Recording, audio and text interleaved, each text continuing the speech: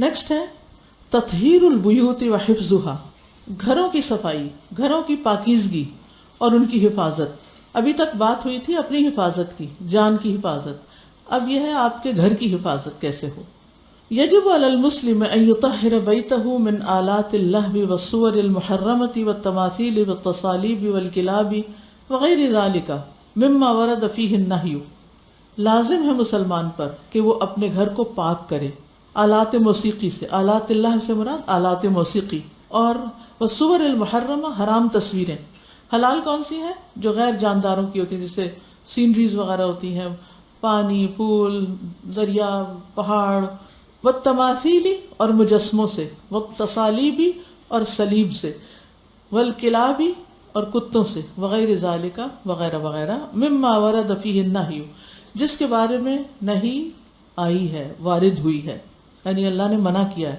وَيَدْخُلُ فِي ذَلِكَ تَطْهِيرُ الْبَيْتِ مِنَ الْغِنَاءِ، اسی میں داخل ہوتا ہے کہ گھروں کو گانے بجانے سے پاک کیا جائے۔ فقد قال مجاہد فی قولہ تعالی، مجاہد جو مفسر ہیں وہ اللہ سبحانہ وتعالیٰ کی اس آیت کے بارے میں کہتے ہیں، یہ سورۃ بنی اسرائیل کی آیت ہے، وَاسْتَفْزِزْ مَنِ اسْتَطَعْتَ مِنْهُمْ بِصَوْتِكَ، اور تو پھسلا لے، یعنی اے شیطان تو پھسلا لے جس کو تو پھسلا سکتا ہے اپنی آواز کے ذریعے۔ تو مجاہد کہتے ہیں قال صوت الشیطان الغناء، یہاں شیطان کی آواز کیا ہے؟ الغناء، گانا بجانا۔ وقال رسول اللہ صلی اللہ علیہ وسلم، رسول اللہ صلی اللہ علیہ وسلم نے فرمایا لَيَكُونَنَّ فِي أُمَّتِي أَقْوَامٌ، البتہ ضرور آئیں گی میری امت میں سے کچھ قومیں یا گروہ، يَسْتَحِلُّونَ الْحِرَى، کہ جو ہرا کو حلال کر لیں گے، ای الزنا یعنی زنا، والحریر اور ریشم، والخمر اور شراب، والمعازف اور آلات موسیقی، یعنی میری امت میں سے کچھ گروہ ایسے ہوں گے جو ان تمام چیزوں کو حلال کر لیں گے، یعنی اس کو برا نہیں جانیں گے اور ان میں مبتلا ہو جائیں گے۔ یعنی مردوں کے لیے ریشم ناپسند ہے، اور زنا تو حرامی ہے، کبیرہ گناہ ہے، اور شراب کو بھی اور نام دے کے پی لیں گے، اور اسی طرح آلات موسیقی بھی۔ وَمِن ذَلِكَ أَيْضًا تَطْهِيرُ الْبَيْتِ مِنَ الْأَجْرَاسِ الْمُوسِيقِيَّةِ، اور اسی میں سے ہے گھر کو موسیقی والی گھنٹیوں سے پاک کرنا۔ اب التی تشبہ نواقیس النصارى، یا وہ آوازیں جو نصارہ کے نواقیس سے ملتی ہوں۔ اصل میں نواقیس ناقوس سے ہے۔ ناقوس بجانا کیا ہوتا ہے؟ لکڑی یا لوہے کا ایک بڑا سا ٹکڑا یا ایک ہیمر سا ہوتا ہے جسے چھوٹے ٹکڑے سے بجاتے ہیں، بڑے کو چھوٹے سے بجایا جاتا ہے، یا جیسے ڈھول وغیرہ کے اوپر کوئی چیز لکڑیوں کو مار کے، یا اور نصارہ کے ناقوس سے ملتی ہوں آوازیں۔ لحدیث ابی ہریرہ رضی اللہ عنہ، جس طرح ابو ہریرہ رضی اللہ عنہ کی حدیث ہے، ان النبی صلی اللہ علیہ وسلم قال، نبی صلی اللہ علیہ وسلم نے فرمایا الجرس مزامیر الشیطان، گھنٹیاں شیطان کی بانسریاں ہیں، یعنی وہ بھی ایک اس کا آلہ ہے۔ اب جیسے آپ موبائل کی ٹونز رکھتے ہیں تو بہت سے لوگ طرح طرح کی عجیب و غریب قسم کی گھنٹیاں، گانے اور سنگنگ والی ٹونز جو ہیں وہ رکھ لیتے ہیں، تو اس سے بھی بچنا چاہیے۔ اب الحمدللہ اتنی زبردست آپشنز ہیں کہ آپ اس میں اپنی پسند کا کوئی ایسا نشید یا کوئی ایسی بات یا کوئی ایسی چیز ڈال لیں کہ جس سے آپ ان چیزوں سے بچ سکیں، کیونکہ ان چیزوں کے بجنے پہ شیطان بہت خوش ہوتا ہے، اور شاید اسی وجہ سے جب آپ اس طرح کی چیز بچتی ہے اور آپ اس کو اٹھاتے ہیں تو وہ اور قریب آ جاتا ہے، اور پھر جب کھول بیٹھتے ہیں تو پھر اور زیادہ مداخلت شروع کر دیتا ہے۔ وقال صلی اللہ علیہ وسلم، نبی صلی اللہ علیہ وسلم نے فرمایا لا تصحب الملائکۃ رفقۃ فیہا کلب او جرس، فرشتے اس جماعت میں ساتھ نہیں ہوتے جس میں کتا یا گھنٹی ہو، یعنی فرشتے وہاں سے چلے جاتے ہیں۔ یعنی ایک سفر میں اگر آپ جیسے آپ گاڑی چلا رہے ہیں یا بس میں بیٹھے ہوئے ہیں اور اس میں میوزک بج رہا ہے یا گھنٹیاں ہیں تو فرشتے اس جگہ کو چھوڑ دیتے ہیں، یہ مسلم کی روایت ہے۔ ومن تطہیر البیوت وحفظها، گھروں کی پاکیزگی اور ان کی حفاظت، ما ارشد الیہ النبی صلی اللہ علیہ وسلم، جس چیز کی طرف نبی صلی اللہ علیہ وسلم نے رہنمائی کی ہے، فی حدیث جابر بن عبداللہ رضی اللہ عنہما، جابر بن عبداللہ رضی اللہ عنہما کی حدیث میں قال قال رسول اللہ صلی اللہ علیہ وسلم، کہ نبی صلی اللہ علیہ وسلم نے فرمایا اغلق الابواب، دروازے بند کر لو، واذکروا اسم اللہ، اور ان پہ اللہ کا نام لو، یعنی رات کو جب آپ اپنا گیٹ بند کرتے ہیں، گھر کا دروازہ بند کرتے ہیں، بیڈ روم کا دروازہ بند کرتے ہیں، تو ہر دروازہ بند کرتے ہوئے کیا کریں؟ بسم اللہ بسم اللہ بسم اللہ، فإن الشیطان لا یفتح بابا مغلقا، شیطان بند دروازہ نہیں کھول سکتا. اسی طرح آپ اپنی سیف بند کرتے ہیں یا اپنا کوئی ڈرار جس میں آپ نے جیولری وغیرہ رکھی ہوئی اس کو بھی بسم اللہ کر کے بند کیا کریں. وَأَوْقُوا قِرَبَكُمْ، اور اپنی مشقیں باندھ دو.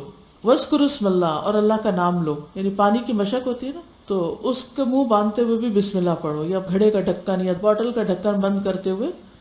وَخَمِّرُوا آنِيَتَكُمْ، اور اپنے برتن ڈھانپ دیا کرو، یہ رات کو کھلے منہ نہیں چھوڑے برتنوں کے. وَاذْكُرُوا اسْمَ اللَّهِ، اور اس وقت بھی اللہ کے نام کا ذکر کرو، یعنی بسم اللہ پڑھو. وَلَوْ أَن تَعْرِضُوا عَلَيْهَا شَيْئًا، خواہ اس پر کوئی آڑی چیز ہی کیوں نہ رکھ دو. یعنی اگر برتن کا مثلاً اگر کپ کا ڈھکن نہیں ہے یا کپ کا اوپر کور نہیں ہے تو پھر کیا کرو، کوئی آڑی چیز ہی رکھ دو، یعنی اس طرح کر کے کوئی بھی چیز رکھ دو. اطفئوا مصابیحکم، اپنی لائٹس آف کر دو، اپنے چراغ بجھا دو. تو یہ سب کچھ بسم اللہ پڑھ کے کریں اور اطمینان سے سوئیں. ومن حفظ البیوت ایضا، اور گھروں کی حفاظت میں سے یہ بھی ہے صلاۃ النوافل فیہا، ان میں نفل نمازیں پڑھنا، یعنی سنت وغیرہ. خصوصاً مرد بھی مسجد میں جا کے فرض پڑھیں اور سنتیں گھر پہ پڑھا کریں. وکثرت تلاوت القرآن فیہا، اور ان میں کثرت سے قرآن کی تلاوت کرنا. فإن الشیطان ینفر من البیت الذی یقرأ فیہ القرآن، کیونکہ شیطان اس گھر سے بھاگ جاتا ہے جس میں قرآن پڑھا جاتا ہے. کما قال النبی صلی اللہ علیہ وسلم، جیسا کہ نبی صلی اللہ علیہ وسلم نے فرمایا، ان لکل شیء سناما، بے شک ہر چیز کی ایک کوہان ہوتی ہے، اونچا حصہ ہوتا ہے، ٹاپ ہوتی ہے. وان سنام القرآن سورۃ البقرہ، اور بے شک قرآن کی کوہان اونچا حصہ اس کا سورۃ البقرہ ہے، سب سے بڑی سورت ہے. وان الشیطان اذا سمع سورۃ البقرہ، اور بے شک شیطان جب سورۃ البقرہ سنتا ہے، تقرأ کہ پڑھی جا رہی ہے، خرج من البیت، تو وہ گھر سے نکل جاتا ہے، اس گھر میں نہیں ٹکتا. تو یہ بات جو یہاں کی گئی ہے، اس سے پتہ یہ چلتا ہے کہ کچھ کام تو کرنے کے ہیں، گھر میں لانے کی چیزیں، اور کچھ اس میں سے نکالنے کے ہیں.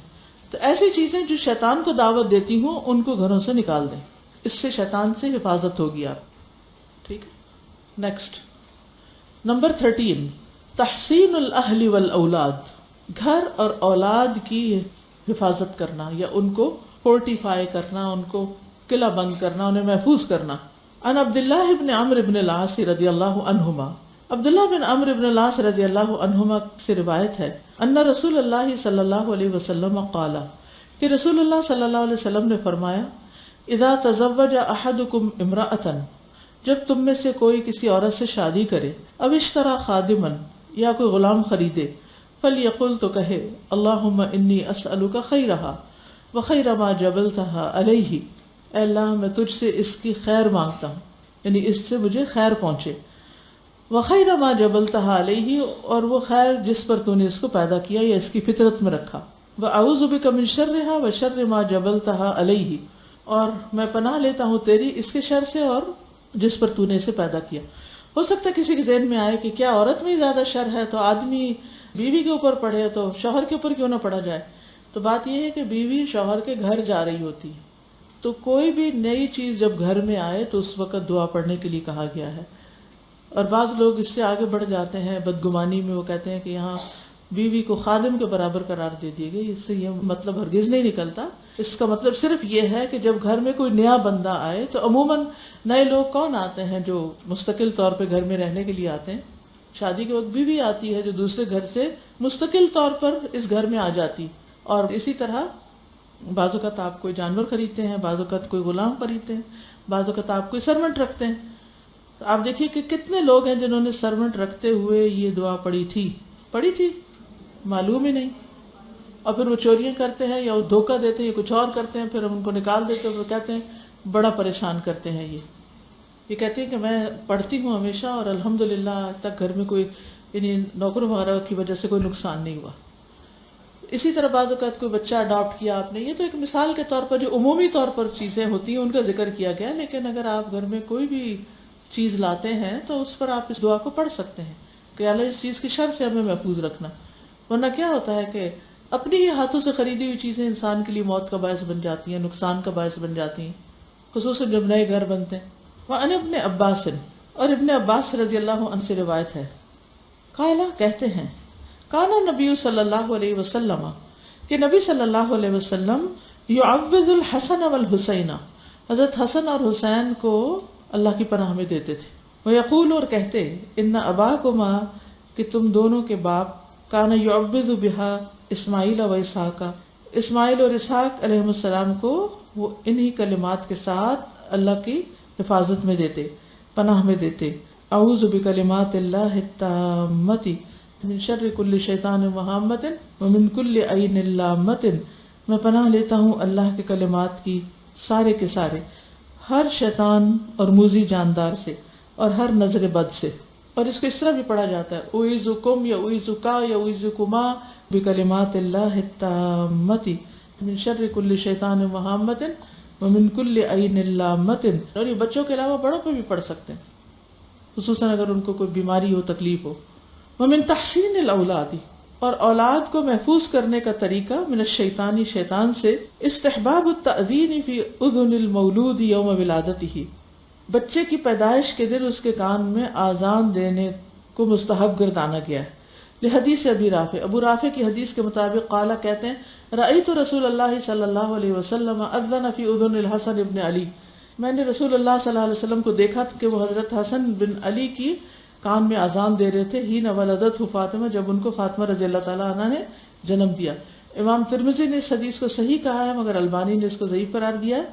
تو بہرحال اذان سے تو ویسے ہی شیطان بھاگ جاتا ہے. قال ابن القیم، ابن القیم کہتے ہیں وسر التأذین، اذان دینے کا جو راز ہے، واللہ عالم، اور اللہ زیادہ جانتا ہے، ان یکون اول ما یقرأ سمع الانسان، کہ پہلی چیز جو انسان کے کان سے ٹکرائے، کلماتہ المتضمنۃ لکبریاء الرب وعظمتہ، وہ ان کلمات کی ہے جو اللہ کی بڑائی اور عظمت پر مشتمل ہیں. مع ما فی ذلک من فائدۃ اخری، اس کے ساتھ ساتھ ان کا کچھ اور فائدہ بھی ہے، وہی حروب الشیطان من کلمات الاذان، اور وہ ہے شیطان کا اذان کے کلمات سے بھاگنا. وہو کان یرصد حتی یولد، وہ تو گھات میں تھا جب تک کہ بچہ پیدا نہیں ہو گیا، تو انتظار میں کھڑا تھا. فیقارنہ، تو پھر وہ اس کو چمٹ جاتا ہے، للمحنتی، اس آزمائش کے لیے، التی قدرہ اللہ وشاء، جو اللہ نے اس کے مقدر کی اور اس کے لیے چاہا. فیسمع شیطانہ ما یضعفہ ویغیظہ اول اوقات تعلقہ بہ، تو سنتا ہے اس کا شیطان جو اسے کمزور کر دیتا ہے اور اس کو غضبناک کرتا ہے ان اوقات کے شروع میں ہی جن میں وہ اس سے چمٹتا ہے. اس سے پہلے کہ شیطان اس سے چمٹے اس کو ایسے کلمات سے بھگا دیا جاتا ہے. وفیہ معنی آخر، اور اس میں ایک اور معنی بھی ہے، اس کا اور مطلب بھی ہے، وہو ان تکون دعوتہ الی اللہ، کہ اس بچے کو اللہ کی طرف بلایا جائے، وإلی دین الاسلام، اور دین اسلام کی طرف، وإلی عبادتہ، اور اس کی عبادت کی طرف، سابقتاً علی دعوت الشیطان، شیطان کی دعوت سے پہلے پہلے، یعنی شیطان بعد میں آئے اور اس کو اللہ کی طرف پہلے ہی بلا لیا جائے. ومن تحسین الابناء ضد الشیطان عدم ترک الصبیان فی الطرقات والشوارع اذا دخل اللیل، اور بچوں کی حفاظت کے سلسلے میں ایک اور بات یہ بھی ہے کہ بچوں کو راستوں میں اور سڑکوں پہ رات کے وقت نہ چھوڑا جائے جب رات داخل ہو، یعنی شام کا اندھیرا جب پھیلے تو بچوں کو گلی بازار میں نہ پھرنے دیں.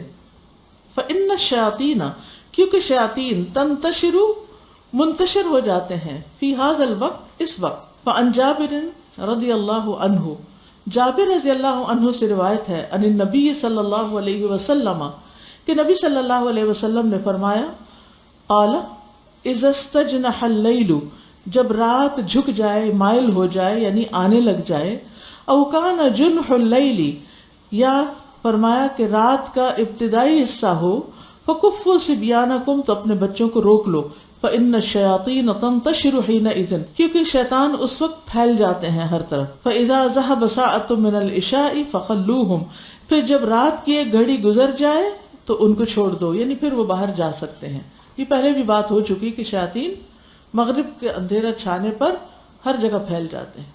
شام کے ٹائم اگر ہم باہر ہوں اس وقت ہم پھر کیا کریں؟ بچوں کو جب میں یہ بتاتی ہوں کہ مغرب کا ٹائم آپ اندر آ جائیں، اور اس وقت اگر ہم کبھی باہر ہوتے ہیں تو وہ اسپیشلی جو ہے نا گاڑی کی شیشے بند کر لیتے، کہتے ہیں مما بھی شیطان اسپریڈ ہو رہا ہے تو شیشے بند کر لیں.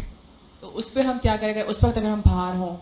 اس میں دیکھیں کہ گاڑی میں تو آپ ہوتے ہی ہیں، بعض لوگ گھر کے شیشے بند کرنے لگتے ہیں، پردے آگے کرنے لگتے ہیں، اتنے تکلف کی ضرورت نہیں ہے. نہیں، وہ ایکچولی بچوں کو جب کہا نا کہ ابھی آپ اندر آ جائیے کہ ابھی مغرب کا ٹائم ہے، ہاں تو گاڑی کے اندر تو آ ہی گئے نا. نہیں، لیکن اگر ہوں تو پھر کچھ دعائیں وغیرہ پڑھنا، دعائیں وغیرہ پڑھیں، صبح شام کے اذکار اور آیت الکرسی پڑھیں بس. السلام علیکم वालेकुम। استاذہ، میرے ذہن میں ایک بات آ رہی تھی کہ جیسے آیا ہے کہ پیدائش کے فوراً بعد ہی اذان کا اہتمام کرنا چاہیے نا، تو ہمارے یہاں جیسے ہوتا ہے کہ نانا اور دادا آئیں گے اور پھر اذان دیں گے، اور وہ پھر بچے کی پیدائش تو صبح کی ہوئی ہے، بعض وقت ہوتا ہے کہ شام تک انتظار ہی ہو رہا ہوتا ہے کہ نہیں وہی آئیں گے، تو پھر بیسٹ چیز یہ ہے کہ آج کل الحمدللہ موبائلز اور ایسے گیجٹس ہیں، اس میں ہلکی آواز میں قرآن کی تلاوت لگا کے چھوڑ دیں اور بچہ مسلسل قرآن سنتا رہے۔ اذان تو ویسے بھی روایت ضعیف ہے، ضروری نہیں ہے، لیکن اللہ کا نام تو لینا ہی چاہیے، اور آیت الکرسی اور یہ چیزیں اس کو آپ خود پڑھ کے سنانا شروع کر دیں۔ مطلب عورت اذان دے سکتی ہے کہ بچے؟ دیکھیے اذان دینا ہی ضعیف ہے، ضعیف روایت ہے، اذان دینا ضروری نہیں ہے۔ آپ خود آیت الکرسی بھی پڑھ سکتی ہیں، معوذتین پڑھ سکتے ہیں، یہ جو نظر سے بچنے کی دعائیں ہیں یہ پڑھ سکتے ہیں، یہ شفا کا کارڈ پاس رکھیں۔ ہر بچے کی پیدائش پر جب تحفہ دیں اس کو تو ساتھ یہ کارڈ بھی دیں ماں کو کہ وہ پڑھ پڑھ کے خود پر بھی دم کرے اور بچے پر بھی، کیونکہ پوسٹ نیٹل ڈپریشن جو ہوتا ہے اس کے اثرات بھی اسی وجہ سے ہوتے ہیں، کیونکہ انسان نہ نماز پڑھتا نہ ذکر کرتا ہے، تو ایسی چیزیں کمزوری میں حملہ آور ہو جاتی ہیں۔ وہ اگر لاکر میں انہوں نے رکھے ہوئے تھے ان کو ہی پتا ہے اور ان کے علاوہ کوئی بھی نہیں ہے، تو ان کے نا جو بھی سونا اور پیسہ وغیرہ وہ چیزیں غائب ہو جاتی تھیں۔ وہ بہت پریشان ہوئے، انہوں نے مطلب سوچا کہ اور تو کوئی ہوتا نہیں، انہوں نے پھر جب ایک مسنون رقیہ والے تھے ان سے پوچھا تو انہوں نے کہا کہ آپ بسم اللہ پڑھ کے جب بھی لاک کریں گے آپ دیکھیں پھر نہیں ہو، اور پھر اس کے بعد ان کا یہ پرابلم کب سے وہ اس کے اندر الجھے ہوئے تھے وہ سالو ہو گیا۔ جسے آپ ٹریول کرنے لگتے ہیں نا تو زپ بند کرتے ہیں نا آخر میں بیگ کی سب کچھ پیک کر کے، تو کیا کریں اس وقت بھی بسم اللہ پڑھے، کوئی نہیں کھول سکتا۔ کیا آیت الکرسی پڑھنے کے بعد بھی شیطان آ کے گرا لگاتا ہے؟ ہو سکتا ہے اس کے بعد کوئی نافرمانی کا کام کریں یا کچھ، تو پھر ایک بات یاد رکھیے کہ جب آپ نے ایک چیز پڑھ لی کر لی، اس سے ایک مجموعی پروٹیکشن ہے، پھر ایک جزوی پروٹیکشن ہے، پھر ایک موقع محل کی پروٹیکشن ہے۔ تو غرض یہ ہے کہ ہر موقع پر اللہ کا ذکر جاری رکھیں، صرف ایک چیز کو کافی نہ سمجھیں۔ بعض اوقات آپ یہ سندھ کی طرف جائیں، گاؤں وغیرہ، بہت جگہوں پر اتنی زیادہ چیزیں نہیں ہوتی کہ آپ برتنوں کو ڈھانک سکیں، تو آڑی لکڑیاں ایسے لکڑی کے ٹکڑے اس طرح کی چیزیں ہوتی ہیں، تو اس سے پتہ چل رہا ہے کہ کتنا ضروری ہے برتنوں کو ڈھانکنا۔ استاذہ ایک بات اور میرے ذہن میں آ رہی تھی کہ چھوٹے بچوں کی جو مائیں ہیں وہ اکثر پیمپرز فوراً چینج نہیں کرتی، کہ وہ کہتی ہیں کہ یہ بہت مہنگا ہوتا ہے اور ایک دفعہ کے بعد ہی ہم چینج کر دیں کیا؟ تو یہ بھی تو ایک وہ ہے کہ بچوں کو آپ نجاست کا عادی بنا دیتے ہیں اور اس محل میں رہتے ہیں پھر ان کے اندر سے احساس ہی ختم ہو جاتا ہے طہارت کا، اور پھر آپ دیکھیں کہ بعض بچے تو بڑے ہو کر بھی ان کو صحیح ٹوائلٹ کا استعمال نہیں آتا، اور جہاں چاہتے ہیں کھڑے ہو کے پیشاب کر دیتے ہیں، کپڑے گیلے کر دیتے ہیں یا بستر گیلا کر دیتے ہیں۔ تو تھوڑا سا ماؤں کو بچپن میں تکلیف کر لینی چاہیے، ہر وقت پیمپر پہنانا بھی نہیں چاہیے، آپ اپنے آپ کو پہنا کے رکھے ذرا۔ بچے بھی انسان ہیں، ٹھیک ہے مجبوری کے وقت کہیں آپ گھر سے باہر جا رہے ہیں یہ کچھ، ادروائز بچوں کو عادی بنائیں کہ آپ ان کو صاف ستھرا رکھیں۔ میں نے اپنے بچوں کو پیمپر نہیں پہنایا، ان کو عادت ڈالی ہے کہ وہ ہر تھوڑی دیر کے بعد کانشیس رہنا پڑتا تھا کہ اب یہ تھوڑا ٹائم گزر گیا، اب اس وقت اس کو ضرورت ہے۔ اس سے شیاطین کا حملہ بھی تو ہوگا نا بچوں کے اوپر بھی، اب چڑچڑے بھی ہو جاتے ہیں، اور آپ خود سوچیں کہ جب وہ نجاست میں رہنے کے عادی ہو گئے تو کہاں سے طہارت کا احساس رہے گا؟ پھر تربیت ہی ایسی کر رہے ہیں صرف اپنی کنوینئنس کے لیے، نہ ان کے پھر اوقات سیٹ ہوتے ہیں کہ انہوں نے کس وقت فارغ ہونا ہے، نہ ان کی کوئی روٹین بنتی ہے، حتیٰ کہ نرسری اور اسکول تک چھوڑ دیتے ہیں وہاں بھی پھر پیمپر ہی لگا رہے ہوتے ہیں۔ آخر اس صدی سے پہلے بھی تو ماؤں نے پالا ہے نا بچوں کو، کیسے پالا تھا؟ تھوڑی تکلیف اٹھائی تھی، لیکن اب دیکھیں کہ جب مائیں تکلیف میں نہیں اٹھاتی پھر ویسے ہی بچے پلتے ہیں اور وہ اتنی قدر بھی کرتے ہیں۔ ابھی کسی نے سوال کیا مجھ سے کہ بچے کو رات کو ڈر لگتا ہے اور آیت الکرسی بھی پڑھتے ہیں، دعائیں بھی پڑھتے ہیں، اس کے باوجود بچہ ڈر جاتا ہے، تو کیا کریں، کیا وجہ ہو سکتی؟ تو اس سے آپ دیکھیے کہ جو چیزیں اب تک آپ نے پڑھی ہیں اس سے آپ سمجھیے کہ بعض اوقات ہم دعائیں پڑھتے ہیں لیکن اس کے باوجود وہ جو اثرات ہیں وہ ختم نہیں ہوتے، کیونکہ کچھ اور چیزیں ان اثرات کو ٹریگر کر رہی ہوتی ہیں۔ اور وہ چیزیں کیا ہیں؟ مثلاً گھر میں یا تو تصویریں لٹکی ہوئی ہیں یا پھر کوئی کتا وغیرہ رکھا ہوا ہے، کیونکہ حدیث میں آتا ہے کہ جس گھر والوں نے جانوروں کی حفاظت یا شکاری کتے کے علاوہ کتا رکھا تو ان کے عمل سے ہر دن 2 قرات کم ہوتے رہیں گے، یعنی عمل ضائع ہوتے رہتے ہیں۔ پھر اسی طرح یہ ہے کہ بعض اوقات گھنٹیاں اور بچوں کی گیمز، اور دیکھیے کہ بچوں کی جو گیمز آئی ہیں اور وہ گیمز جو موبائل پہ ہیں یا وہ گیمز جو ایکس باکس کی شکل میں یا جتنے بھی اب گیجٹس آئے ہیں، ان گیمز میں عموماً کیا ہوتا ہے؟ کیا دیکھتے ہیں، کیا کھیلتے ہیں، کرتے کیا ہیں؟ کس چیز کی پریکٹس کر رہے ہوتے ہیں؟ مارنے کی. دیکھیے چاروں طرف سے ایک ہی آواز آئی ہے، مارنے کی. ٹھیک ہے، اب وہ جو مارنے کی پریکٹس ہو رہی ہوتی ہے، اس کو کل کر رہے ہیں، اس کو مار رہے ہیں، اس کو مار رہے ہیں، اس کو گرا رہے ہیں، اس کو توڑ رہے ہیں، اس کو بم پھینک رہے ہوتے ہیں. ساری ڈسٹرکٹیو چیزیں جب وہ گھنٹوں بیٹھ کے کرتے ہیں تو کیا ان کے اثرات دل و دماغ پہ جاتے ہیں یا نہیں جاتے؟ پھر وہ کہیں جب اندر بیٹھ جاتے ہیں تو کہیں سے نکلیں گے یا نہیں نکلیں گے؟ نکلیں گے نا. پھر خالی ایک وقت میں آیت الکرسی پڑھنے سے بات نہیں بنے گی جب تک کہ آپ وہ چیزیں ان سے چھڑائیں گے نہیں، اس کا کوئی آلٹرنیٹ نہیں دیں گے. اب آپ دیکھیے کہ وہ تو اتنی ایڈکشن ہو چکی ہے کہ ان کو چھڑانا ایک الگ مسئلہ ہے. اور وہ ڈالی بھی ہم نے خود اپنی جان چھڑانے کے لیے کہ چلو یہ لو پکڑو، چپ کر کے بیٹھو، یہ لو موبائل، اور دو رکھے ہوئے، ایک ان کو پکڑا دیتے ہیں خود لے کے، تو خود اپنے کام میں لگے رہتے ہیں. تو پھر اس سے بچوں کی تربیت کیسے ہو؟ بچوں کی تربیت کے لیے تو ماں کو وقت دینا پڑتا ہے. پھر اسی طرح آپ دیکھیے کہ پیچھے اسراف کی بہت بات ہوئی تھی، فضول خرچی. تو اس میں آپ دیکھیے کہ پہلے جب بچے پیدا ہوتے تھے تو بچوں کے جو کپڑے ہوتے تھے وہ کس چیز سے بنتے تھے؟ پیدائش سے پہلے مائیں کیا کرتی تھیں؟ بڑوں کے کپڑوں سے جو کچھ بچتا تھا اس کو لے کے اس کو تھوڑا دو رنگ ملا کے ان کی فرلز بنا کے اور بچوں کے پیارے پیارے فراک اپنے ہاتھ سے سیتی تھی. لیکن اب کیا ہوتا ہے؟ سب خریدے جاتے ہیں. چلے کچھ لوگ تو افورڈ کر لیتے ہیں اور کچھ افورڈ نہیں کر سکتے. پھر جب افورڈ نہیں کر سکتے تو پھر کیا ہوتا ہے؟ گھر میں رونا دھونا ہوتا ہے. پھر وہ تنخواہ پوری نہیں ہوتی، پھر ہسبینڈس کے اوپر پریشر ہوتا ہے کہ بچے کا خیال نہیں رکھتا اور یہ بچے کی ضرورت پوری نہیں کرتا.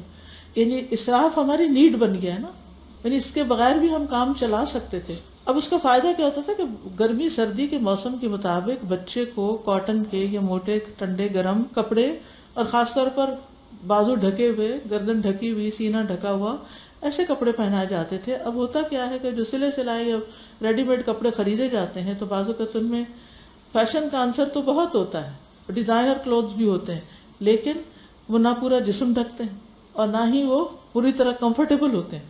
بعض بچوں کے کپڑے اتنے انکمفرٹیبل قسم کے ہوتے ہیں کہ دیکھ کے پریشانی ہوتی ہے کہ بچے بیچارے کیا فیل کرتے ہوں گے اور کیا محسوس کرتے ہوں گے اور کس اریٹیشن میں یہ پل رہے ہیں. تو کتنی ساری خرابیاں ان چیزوں سے پیدا ہو گئی ہیں کہ جس میں ہم نے اپنے آپ کو صرف تھوڑے سے آرام کے لیے دوسری مشقتوں میں ڈال لیا. اس میں استاذہ جس طرح بات ہو رہی ہے نا کہ بچوں کا ڈرنا اور وہ جو روحانی بیماریاں گھروں میں اور اس طرح سے، تو ہماری ایک ساتھی تھی قرآن کی کلاس کو کنڈکٹ کرتی تھی، تو وہ کہتی ہیں کہ ہمارے پاس ایک خاتون آتی تھی، جب ہم قرآن پڑھاتے تھے تو ان پہ جن حاضر ہو جاتا تھا، اکثر اس طرح ہوتا تھا. تو وہ سنتا تھا جن جو کچھ بھی ہے، کبھی ان کی آواز بدل جاتی تھی، کوئی سوال بھی کرتی تھی. تو کہتی ہیں ایک دن میں ان کو اپنے آفس میں لے گی کہ الگ سے ان سے بات چیت کروں.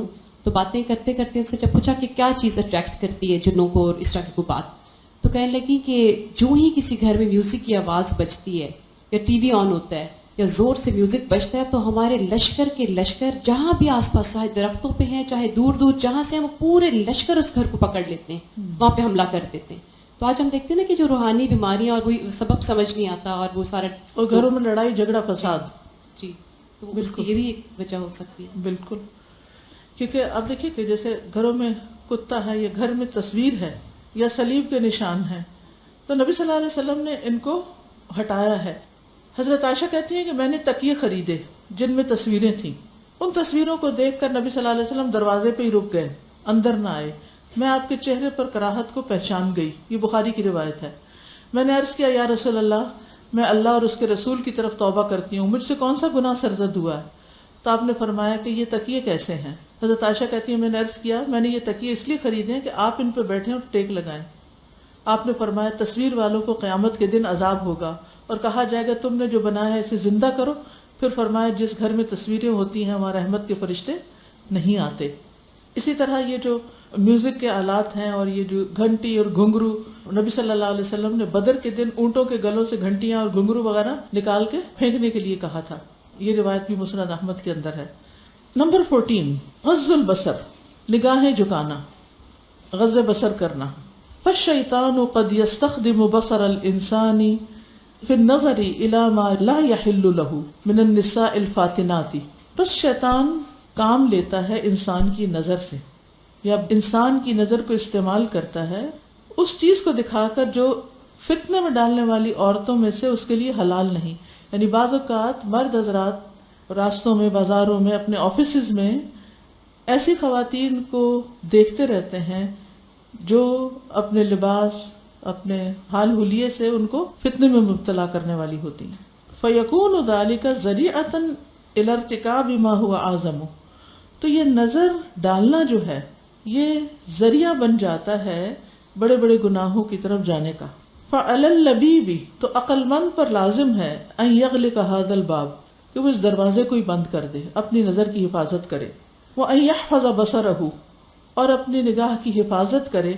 ان متابعت النساء فی الطرقات والاسواق، راستوں اور بازاروں میں عورتوں کا پیچھا کرنے سے، یعنی اپنی نگاہیں ان کے پیچھے نہ دوڑائے. فعن علی رضی اللہ عنہ، حضرت علی رضی اللہ عنہ سے روایت ہے، قال، کہتے ہیں، اردف رسول اللہ صلی اللہ علیہ وسلم الفضل، رسول اللہ صلی اللہ علیہ وسلم نے حضرت فضل کو اپنے پیچھے بٹھایا. ثم سارا، پھر چل دیے، یعنی سفر کر رہے تھے. حتی رأى الجمرۃ، یہاں تک کہ آپ نے جمرہ عقبہ کو دیکھا، یعنی حج کا موقع ہے یہ. فرماہا، تو آپ نے اس کی رمی کی، یعنی سواری پہ تھے آپ، حضرت فضل آپ کے ساتھ بیٹھے ہوئے تھے اور آپ نے سواری سے ہی رمی کی.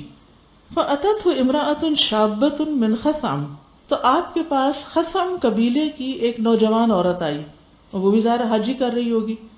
فقالت، کہنے لگی، ان ابی شیخ کبیر، میرا والد ایک بہت بزرگ انسان ہے، بوڑھا ہے.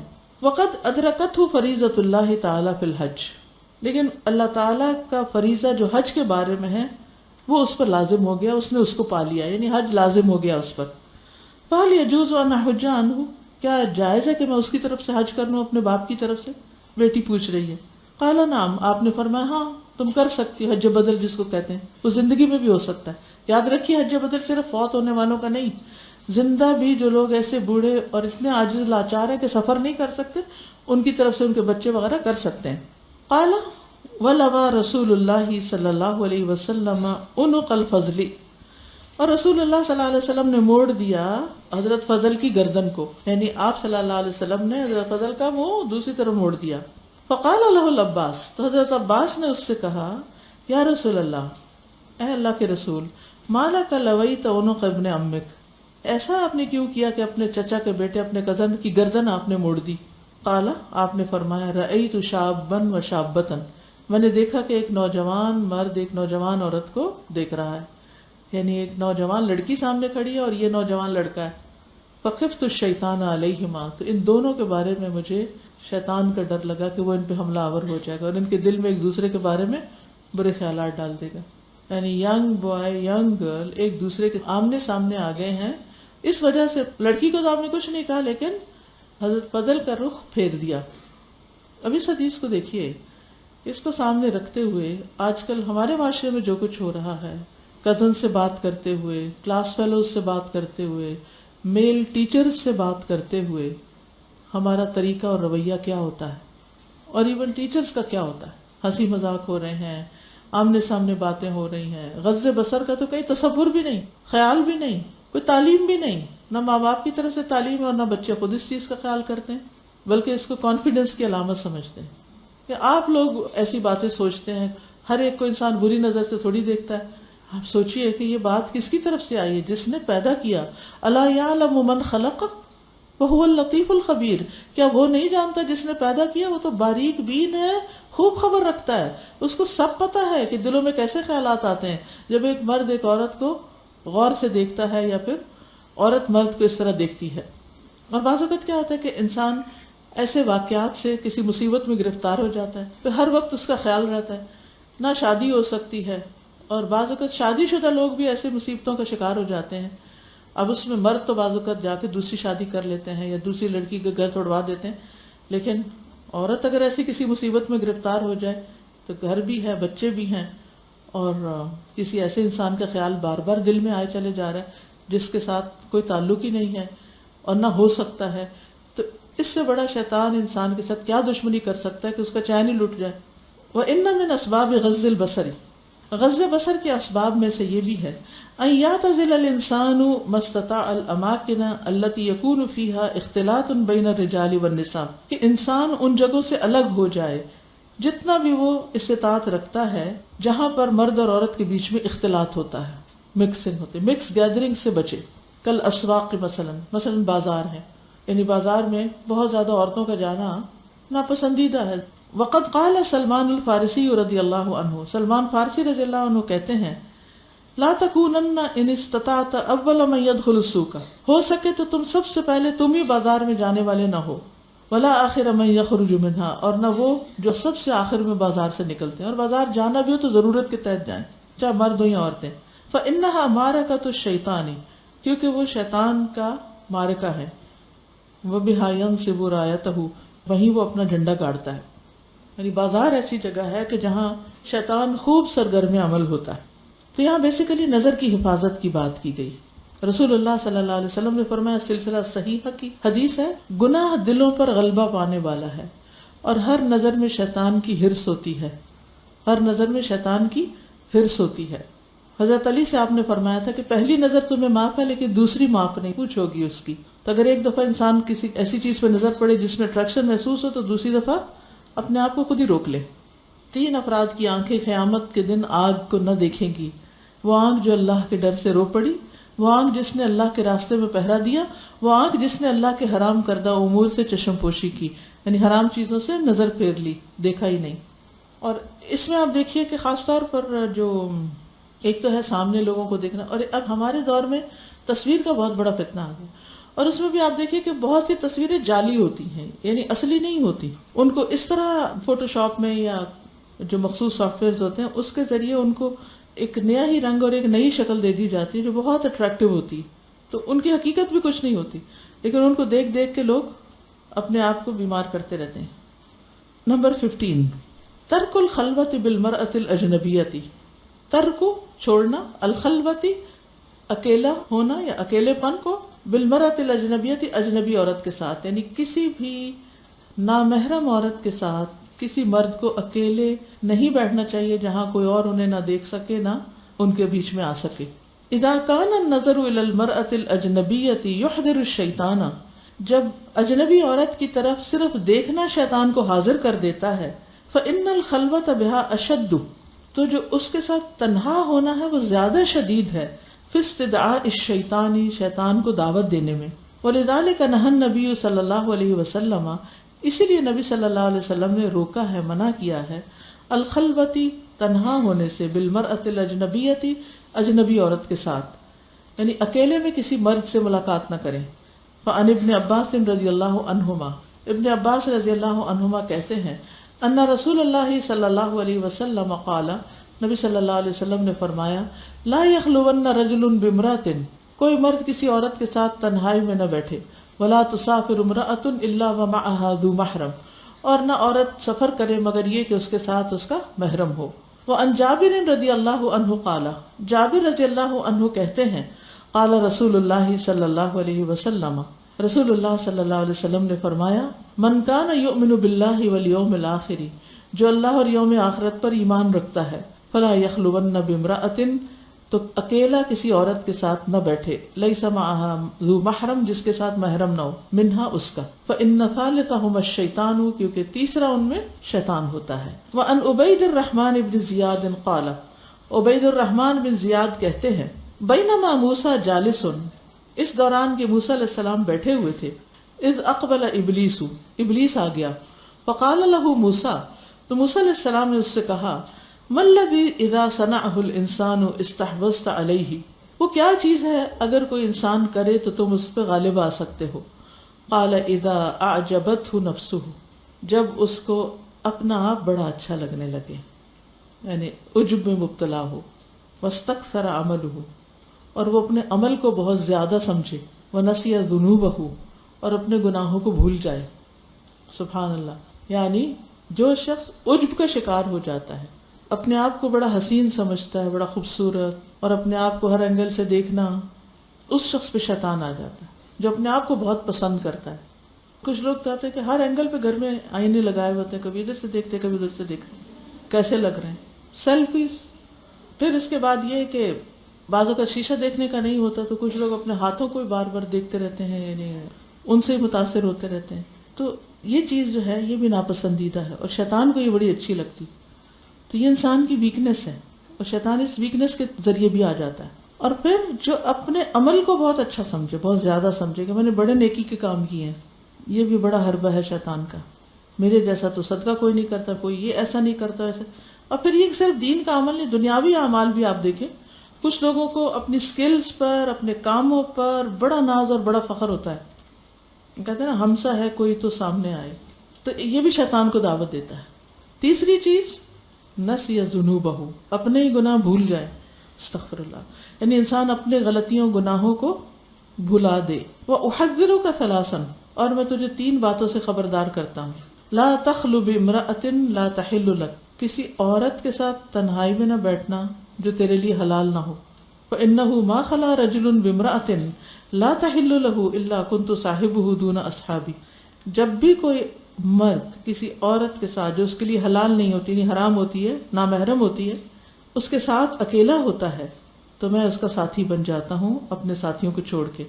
حتی افتنہ بہا، یہاں تک کہ میں اس عورت کی وجہ سے اس شخص کو فتنے میں ڈال کے رہتا ہوں، یعنی اس مرد کے پیچھے لگا رہتا ہوں حتیٰ کہ اس عورت کے ذریعے اس کو فتنے میں مبتلا کر دیتا ہوں.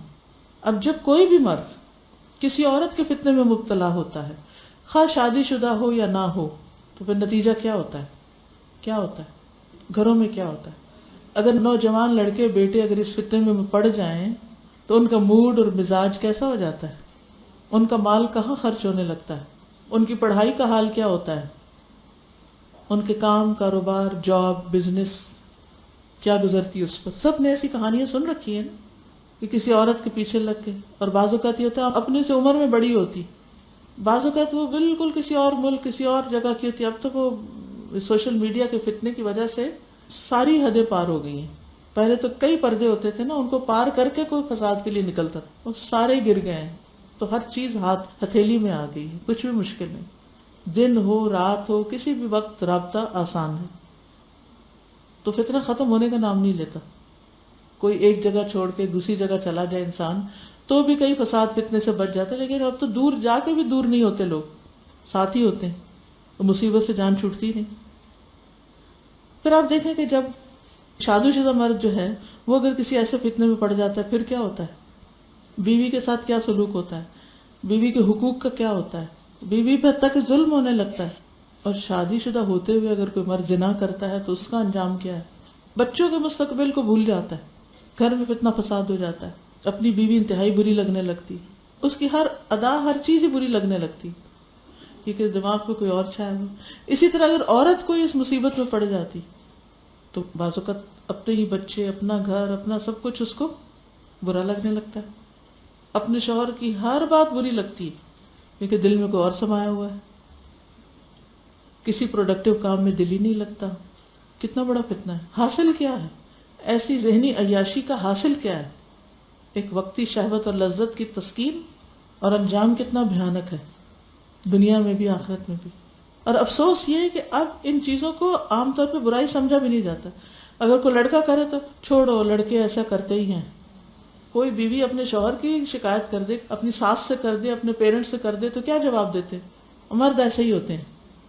بعض جگہوں پر پھر غیرت کے نام پر قتل ہو جاتے ہیں، قانون اپنے ہاتھ میں لے لیتے ہیں، خاندان برباد ہو جاتے ہیں، عداوتوں کے سلسلے چل پڑتے ہیں. شروع کہاں سے ہوا تھا؟ آغاز کہاں سے ہوا تھا؟ اللہ کی حدیں توڑنے سے ہوا تھا. اور کہاں تک بات جا پہنچی. اور پھر ایسے لوگ جو برا کر رہے ہوتے ہیں نا، وہ اپنے جو رشتہ داروں سے ڈرتے ہیں کہ وہ ہمیں پکڑیں گے، روکیں گے، پھر وہ ان سے ملنا جلنا چھوڑ دیتے ہیں، قطع تعلق ہی کر دیتے ہیں. بیوی کو منع کر دیتے ہیں، تم نہیں ملنا کسی سے، بہن بھائیوں سے نہیں ملنا، ماں باپ کے گھر نہیں جانا. وہ بیوی کے رشتہ داروں سے نہیں ملتے کیونکہ وہ منع کریں گے کہ تم کسی عورت کے پیچھے کیوں پڑے ہوئے ہو. اسی طرح بعض دفعہ ہم لیڈیز یہ سمجھتی ہیں کہ مردوں کو تو نہیں دیکھنا چاہیے، وہ تو بہت بری بات ہے، لیکن ہم دیکھ لیں تو جائز ہے. یا ہم اگر کچھ بات کریں گے، نہیں ہم تو ویسے ہی پارسا ہیں، ہم تو وہ نہیں ہیں، ہمارے اندر سے سوچ نہیں ہے.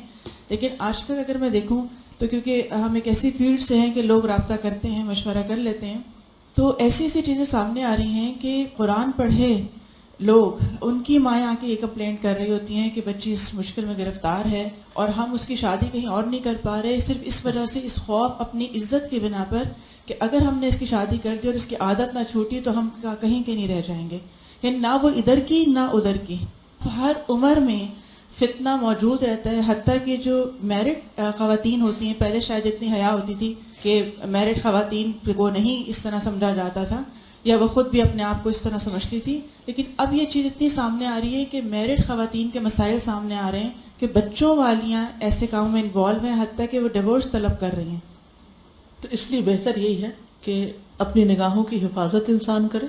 और बाज़ औक़ात ये होता है कि आप बचना चाहते हैं लेकिन दूसरा शख्स चापलूसी करके, खुशामद करके, झूठी तारीफ़ें करके फांस लेता है, दूसरा उसके गर्विदा हो जाता है। इससे भी बचें। हो सकता है कोई बहुत आपसे हमदर्दी कर रहा हो, घर में आपको डांट पड़ती है और बाहर कोई हमदर्दी कर दे तो इंसान उसी की तरफ झुक जाता है। इससे भी बचने की ज़रूरत है।